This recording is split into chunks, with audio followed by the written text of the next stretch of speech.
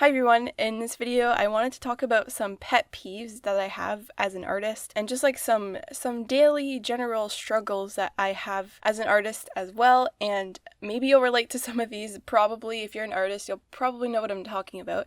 The first one though is something that I'm trying to overcome, but it's drawing in public. I can't do it. I can't draw in public in front of people. There's too much attention, like you're drawing a lot of attention to yourself if you're like sketching in public, and it's something that I want to be able to do because I want to draw the things that are around me. I want to be able to just like sit in front of a building and just draw it without worrying about what people thought of me, but I just can't do that. In an actual art class, I'm not that uncomfortable because everyone else is drawing and it's like normal, but if I feel like I'm doing something out of the ordinary if I go out in public and just start drawing, people are like, oh, who do you think you are? You think you're some kind of artist? Like, I don't really know. It's so uncomfortable for me to do, but I know it's important to be able to draw in public, so it's something that I want to overcome one day. So that's like the first thing that I struggle as an artist is drawing in public. If you have any tips to overcome this, I know some people have suggested before to use a smaller sketchbook when you're drawing in public so that it's not this huge thing that draws a lot of attention. It's something you can basically conceal with your hand so no one can really look at what you're doing. I don't know, maybe as I get older I'll start caring less what people think of me, and then maybe it'll get easier. Also, this is another struggle. This isn't really a pet peeve yet, and I only did this once in my life as an artist, and I wasn't really like an artist. It was when I was a lot younger. I'd say less than 10 years old, a long time ago, over 10 years ago. I had a glass of water and a glass of my paint water, and you probably know how this story ends. So I was like painting whatever I was painting, probably random abstract stuff or really badly drawn stuff because I was really young. I was cleaning off my brush in my paint water and I was drinking my regular clean water. And then I picked up my paint water and I drank that, and then I swallowed it and I was like, that didn't taste like water. It was kind of like a powdery taste. It was really weird and it kind of grossed me out. And I still remember it to this day. And I haven't drank paint water since, but sometimes I'll have tea beside my water, and I've nearly cleaned off my brush in my tea before. It's inevitable. It's going to happen someday, but I try to not keep my drink close to where my paint water is. At least it was just probably non-toxic paint for children. It's probably not that bad to like have a little bit of paint anyway. It probably isn't very harmful. It's just a really unpleasant surprise. Okay, this is a pet peeve of mine. I am a left-handed person. I'm a left-handed artist. I draw with my left hand, I eat with my left hand, I brush my teeth with my left hand, but for sports and stuff, I'm right-handed, and my right hand tends to be more dominant. Some right-handed people, when they find a left-handed person, they're really shocked and kind of confused. They're like, how do you hold your pencil with your left hand? And I could ask you the same question. How do you hold your pencil with your right hand? It's just mirrored. It's like the opposite. Right-handed people think it's so strange to draw with your left hand, but it could go both ways. Like I could say, how do all of you draw with your right hand? It's just kind of funny trying to explain, like, it's basically the exact same thing, just flip it, mirror it.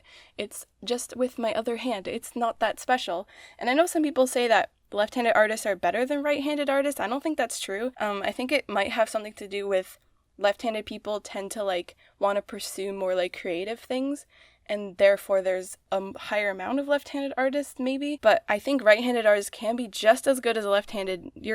The hand that you draw with doesn't determine how good of an artist you are. There's a lot of things when it comes to being left-handed that really kind of bother me, but that's for another video. But one thing I will say, sometimes in class when we're writing an exam, there's those tables. They're like a chair connected to a table, and you can flip up this little table, but it's always on the right side.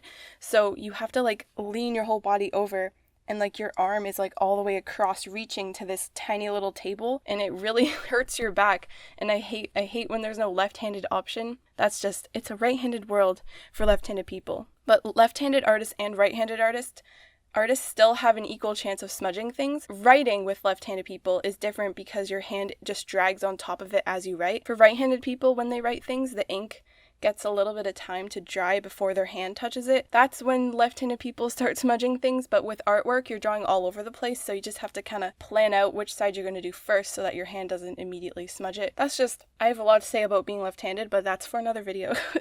And this is another one. I know a lot of you probably relate to this, or with any hobby that you have in general, or any of your favorite stores. Whenever I go into an art store, I don't have to need something. Like sometimes I'll go because I need more paint or I need a gel pen or something like that. But sometimes I just go in just because I want to look at it. I just like being in art stores, even if I don't buy anything. I just like being there. It just makes me feel inspired. I just like seeing all the fresh supplies, just all of the infinite possibilities of drawings and paintings that will be created with all these supplies. But every time I go into a store, an art store, I always leave with something. I always buy something that I don't need or something that I just realize, oh, I need that. Like no matter what, I can always convince myself to buy something. And I think this can be true for any hobby or any of your favorite stores. So let me know if you're like this too. You go in just to look and you end up buying like 12 tubes of paint and like a new set of markers or something like that you definitely don't need, but you do need it because it's for your art. And this is my last one, so that will make 5. And this is a pet peeve. It's when people think that digital art isn't art. And I feel like this always comes from a place, this must come from people who have never tried to draw on a tablet.